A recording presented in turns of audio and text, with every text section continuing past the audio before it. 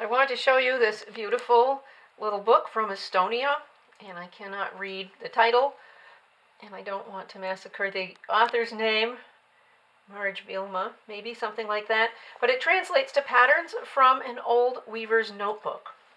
And this is a unique little book because you can see how these pages look.